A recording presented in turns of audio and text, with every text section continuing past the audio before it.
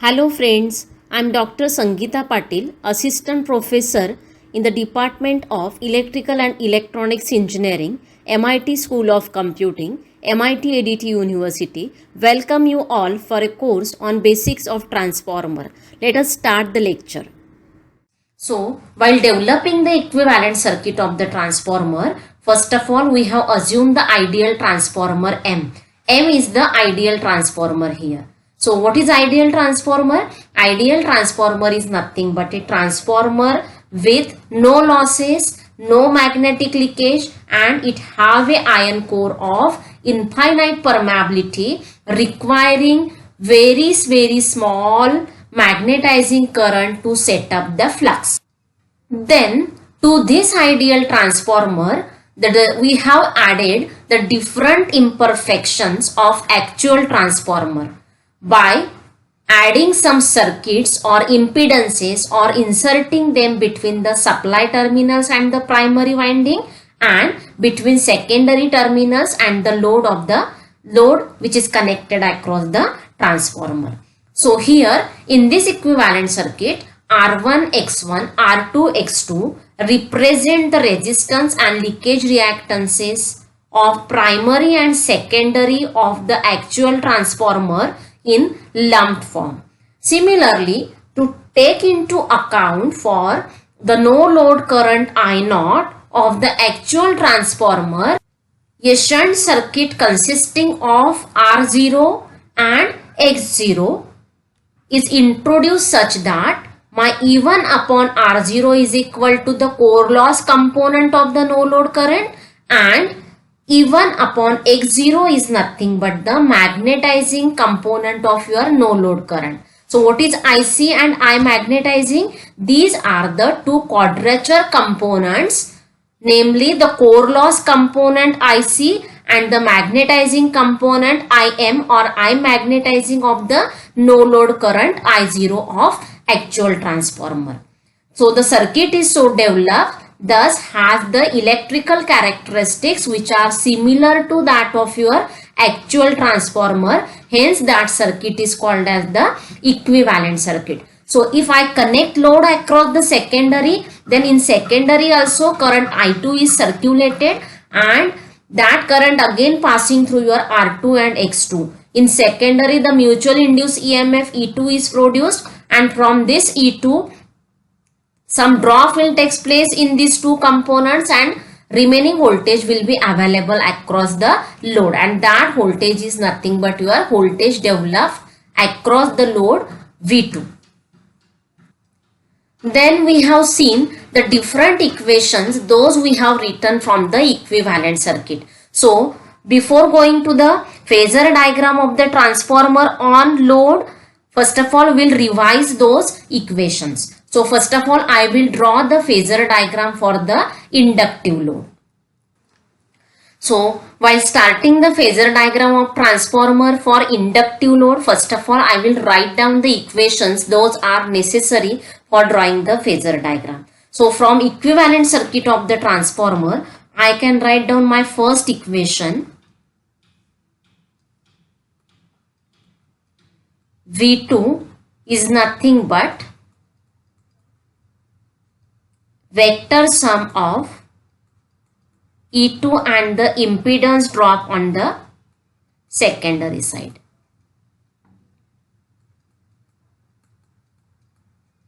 This I have written from this. So what is your V2? V2 is nothing but E2 minus drop across this impedance. What is drop across this impedance? It is nothing but I2 into R2 plus JX2. This is the drop across this impedance, right?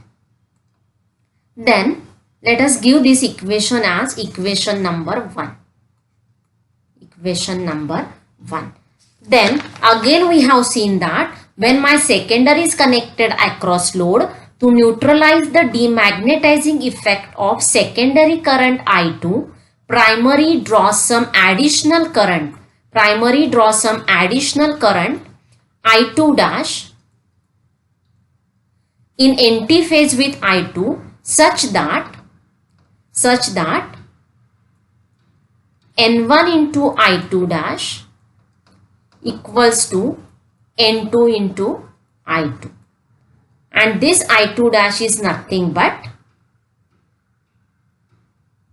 load component of your primary current. So from this equation, I can write down my I2 dash is equal to N2 upon N1 into I2. So let us give this equation as equation number 2. These equations are helpful for developing the phasor diagram of the transformer on load. Now, as seen in this figure, your primary current has two components. Your I1 is vector addition of no load current I0 and the load component of your primary current, that is I2 dash, which is used to neutralize the demagnetizing effect of secondary current I2, right? So here I can write down third equation, I1 is equal to I2 dash plus I0. So again, let this equation as equation number 3. This primary current I1 causes voltage drop in the resistance R1 and leakage reactance X1 of the primary winding. So there is some drop which takes place in these two component, that is equals to I1 into R1 plus JX1, right? Yes. So what equation I can write down? V1 is equal to E1 minus E1 plus I1 into this R1 plus JX1. So I can write down, so the primary impressed voltage V1 is nothing but phasor addition of minus E1. Why minus E1? Because this is the part of applied voltage which is balancing the E1. That's why it is called as minus E1, and drop across I1 R1 and I1 X1. So I can write down V1 is the vector sum of minus E1. Why minus E1? For this I can give you explanation in the two way. Why minus E1? Because E1 is the part of applied voltage which is balancing the E1, or according to Lenz's law, the direction of E1 is such that it will oppose the cause of producing it. What is the cause? Cause is nothing but the applied voltage. So it is written as minus, means negative sign that of your voltage, plus I1 into R1 plus JX1, or I can write down this as V1 equals to minus E1 plus I1 Z1. Let us give this equation as equation number 4. So dear students, please don't frightened about the phasor diagram of the transformer. These 4 equations are enough for developing the phasor diagram of the transformer on load. So now let us draw the phasor diagram of the transformer on load. First of all, I will assume that my load which is connected across the secondary is inductive in nature and having the power factor cos phi 2. So my load is inductive, and what is the power factor? Power factor is equals to cos of phi 2. So let us draw the phasor diagram. While drawing the phasor diagram, just remember one thing, that when I have taught you the phasor diagram of the ideal transformer, what is the reference vector I have taken? I have taken a reference vector V1. Means we have started from the source side. But students, for better analysis of the transformer, when we have to draw the phasor diagram of the transformer on load, it is better for us to draw the phasor diagram including all the quantities of the equivalent circuit and that should be from the load side towards the source side. So on the load side, what is the first component? It is nothing but the voltage V2. So V2 I will take as a reference vector. Now remember one thing, whatever the quantities I will take on the primary side, I will draw that with the red color, and the quantities on the secondary side I will draw with the black color. As we are starting from the secondary side, I will take V2 as a reference vector. So V2 I will mark as a reference vector. So this is my V2. V2 is nothing but my reference vector. Now the load is inductive in nature. So the current flowing through the inductive load lags the voltage by angle phi 2. So this is your I2, which is lagging V2 by angle phi 2. Angle phi 2. Let us, I have to insert some space between these two. So I will just make space so that other quantities you can see properly. Now on the secondary side, again come to this equivalent circuit. Now where drop will takes place? Drop will takes place in the secondary resistance and the secondary leakage reactance. Means secondary winding resistance and secondary winding reactance. So starting with voltage V2 that I have taken as a reference vector, my I2 drawn lagging behind V2 by angle phi 2, and the magnitude of this I2 is decided by my load impedance. What is my load impedance? R2 plus JX2.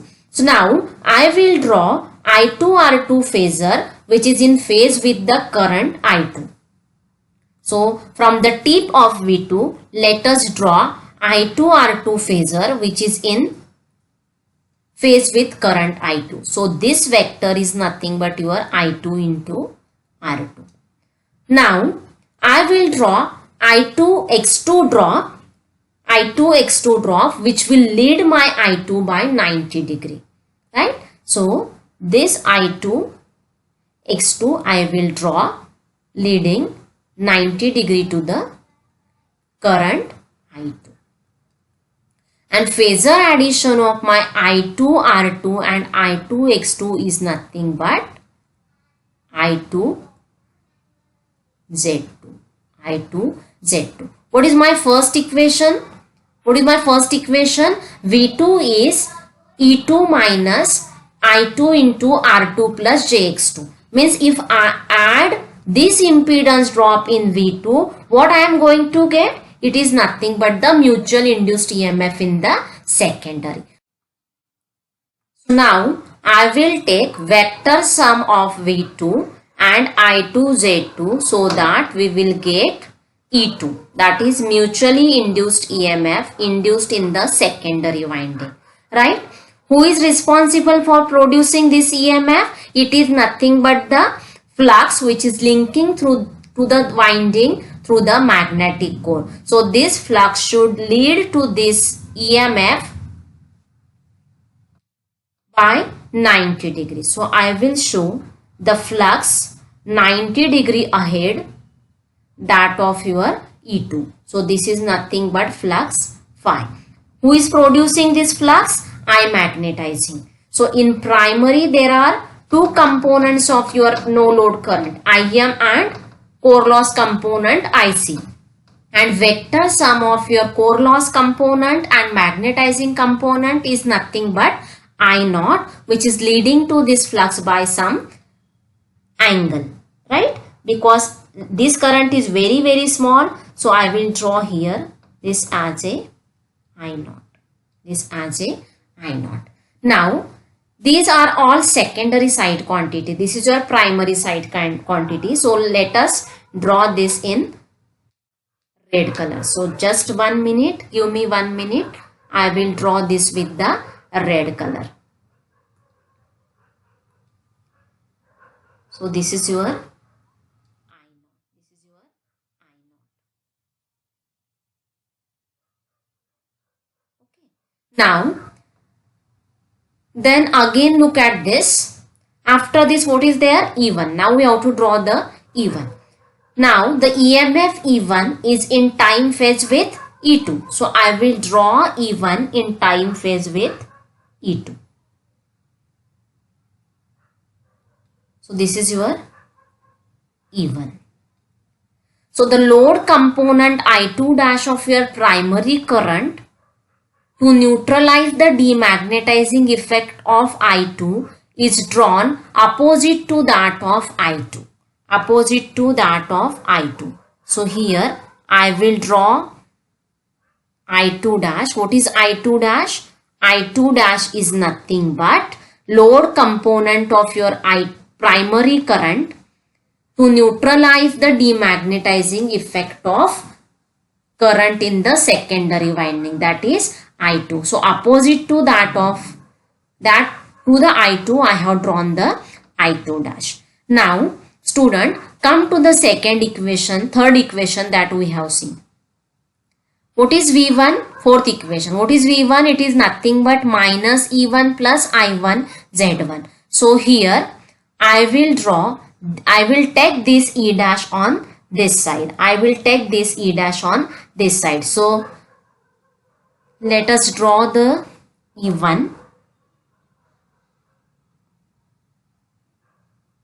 We have drawn the E1. Just I will take opposite vector of that E1, which is nothing but minus E1. Again I will repeat all the steps. So the I0 is drawn here such that the magnitude is equal to the current taken by the primary when the transformer is on no load, and the angle of lag of I0 behind minus E1, right, is assumed to be equal to the angle between the primary impressed voltage V1 and the no load primary current. What is no load primary current? It is nothing but the I0, right? So when I2 is equal to 0, at that time whatever the current primary will take, that is nothing but your no load current I0. So I0 is drawn in such a way that its magnitude is equal to the current drawn by primary when transformer is on no load. Now let us add the drops in minus E1 so that we can get the applied voltage V1. So the resistance and reactance drop I1 R1 and I1 X1 are drawn in phase with the current I1 and leading I1 by 90 degree respectively. Now how to draw the I1? Come to this equation. What is I1? I1 is nothing but the vector sum of, what is I1? I1 is nothing but vector sum of your I2 dash and, it is vector sum of I2 dash and I0. So let us take the vector sum of I2 dash and I0. So I will draw one line from the I2 dash which is parallel to I2 dash like this, and I will draw one line from I2 dash tip which is parallel to I0, and in this way I will take the vector sum. So this will be your I1, this will be your I1. What is this current? This current will be your I1. Okay. Now parallel to this I1, I will mark I1 R1 drop. Parallel to this, I will draw the I1 R1 drop. So from this parallel to this I1, I will draw I1 R1 drop. Then perpendicular to this I1 and leading to the I1 by 90 degree, I will draw I1 X1 drop, and vector sum of both is nothing but, sorry students, vector sum of both is nothing but your I1 Z1, right? And vector, come to this equation again, minus E1 plus I1 Z1, you will get the V1. So just vectorially add minus E1 and I1 Z1. What you are going to get? V1. And the angle between my I1 and V1 is nothing but the power factor angle on the primary side. So what is power factor on the primary side is nothing but cosine of angle phi 1. Cosine of angle phi 1. So finally we got the primary impressed voltage V1 by taking the phasor addition of your minus E1 and I1 Z1. So this figure shows you the complete phasor diagram of a transformer when it is connected across the inductive load. In the same way, same method can be used for constructing the phasor diagram of the secondary load of any nature. So let us now draw the phasor diagram for the resistive load. Let us draw the phasor diagram for the resistive load. So here again I will take V2 as a reference vector. Sorry, I will take this as a black color for the primary side quantities. So V2 I will mark as a reference vector for resistive load when your transformer is connected across the resistive load, right? So now where I have to show I2 for resistive load, current is always in phase with the voltage. So this is your I2. This is your I2. Now what is your first equation we have seen? The first equation we have seen that E2 is nothing but vector addition of V2 and the impedance drop in the secondary winding. Right? So what is I2 Z2 is nothing but I2 R2 plus I2 JX2. Right? So just I will mark I2 R2 in phase with I2 R2 in phase with I2. Then I will draw I2X2 leading to the I2 by 90 degrees. So this is your I2X2. Let us rub this equation so that we will not get confused for this. Just I will remove this equation from here and I will continue the diagram. Now what is vector sum of your V2 and I2 R2, I2 X2 is nothing but your E2, or we can say that vector sum of V2 and I2 Z2 is nothing but E2, right? So first equation got satisfied. Now let us mark the flux. Flux will lead to this EMF by 90 degree. So the angle between my flux and E2 is nothing but 90 degree. Right? According to Faraday's law. Now let us now draw the primary side quantities with the red color. So now on primary side, first of all I will show E1. So E1 is in phase with E2. So I will show E1 in phase with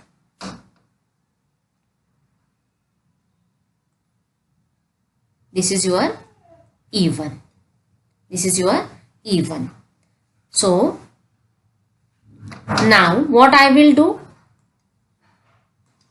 So finally we have to add minus E1 to I1 R1 and I1 X1 to get the impressed voltage V1. So for that purpose I will take a vector which is in anti-phase with your E1. So just I will draw this as a minus E1. Minus E1.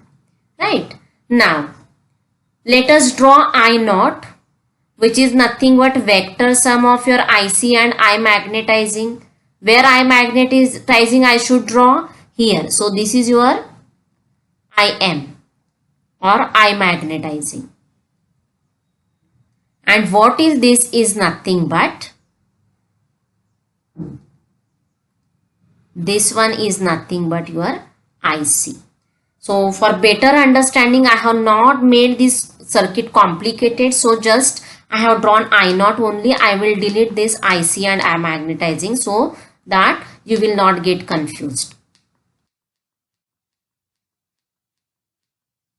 Okay, so now we have to find out I1. What is I1? I1 is nothing but vector sum of your I naught and I2 dash. How to draw I2 dash? I2 dash is nothing but load component of your primary current, which is equal and opposite to that of your I2. So this is your I2 dash.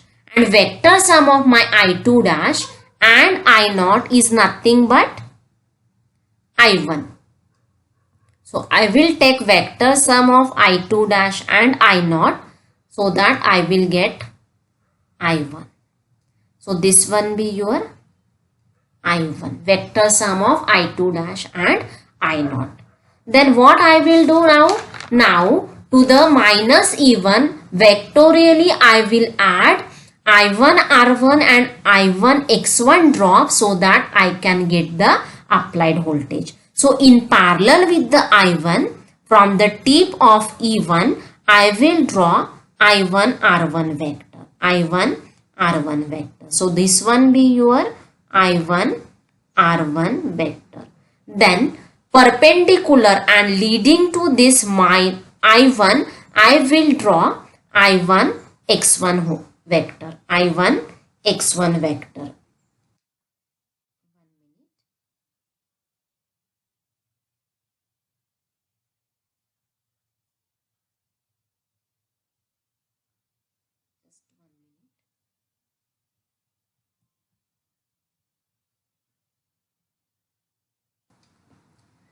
I will draw I1 X1 leading to the current I1 by 90 degree. So this is your I1 X1. And vector sum of I1 R1, I1 X1 is nothing but I1 Z1. I1 Z1. And vector sum of minus E1 and I1 Z1 is nothing but our V1. Angle between V1 and I1 is nothing but phi 1. This angle is nothing but phi 1. And cosine of angle between V1 and I1 is nothing but the power factor on the primary side. Power factor on primary side.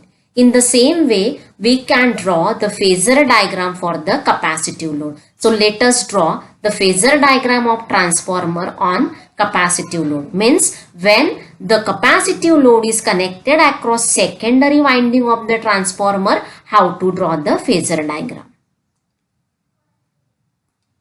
So in this again I will take V2 as a reference vector. V2 as a reference vector. Let us take the black color so that you will understand it properly. So my V2 will be taken as a reference vector. Right. Now as the load is capacitive, my current will lead to the voltage by some angle. So I will show the current leading to the voltage V2 by angle phi 2. So this is your current I2 leading to the voltage by angle phi 2. Right. Now in parallel with I2, I will mark I2 R2 drop. I2 R2 drop. And perpendicular to I2, I will show I2 X2 drop. Perpendicular to I2, I will show I2 X2 drop. Vector addition of my I2 R2 and I2 X2 is nothing but I2 Z2. This is your I2 Z2. Right? And vector sum of I2 Z2 and V2 is nothing but the mutual induced EMF in the secondary when it is connected across the capacitive load. Again, what is the next step? Now we will draw the flux which is leading to the E2 by angle 90 degree. Right? By 90 degrees. So this is your flux vector which is leading to E2 by 90 degree.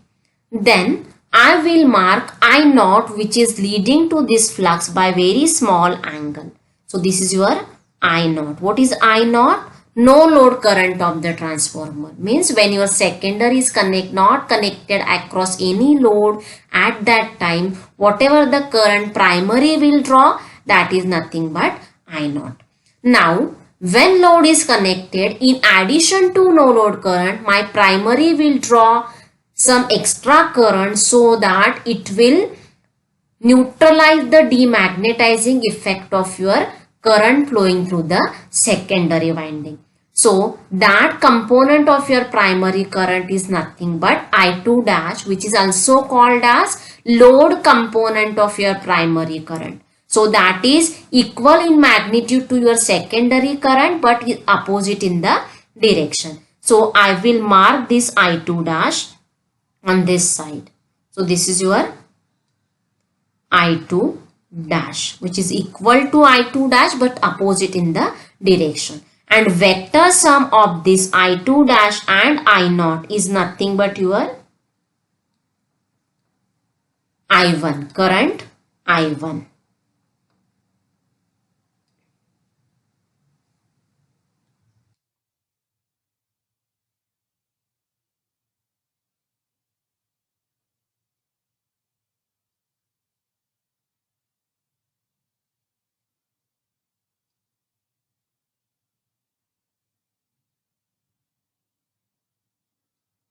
This one be your I1.